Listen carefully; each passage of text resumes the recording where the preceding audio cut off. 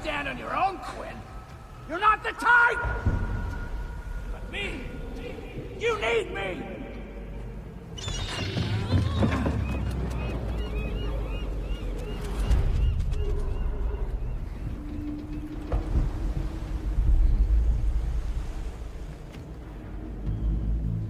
Here's the thing, Romy baby. Your protection is based on the fact that people are scared of you. Just like they're scared of Mr. J.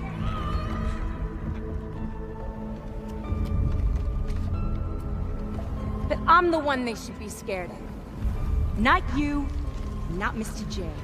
Because I'm Harley fucking Quinn.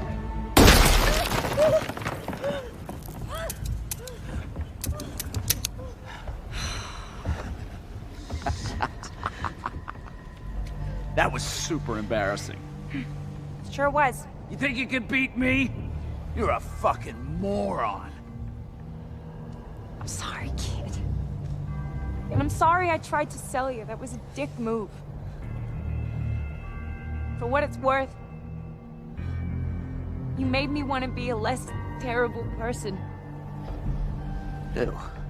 If we're apologizing for shit, I should tell you something. Excuse me? I stole something from you.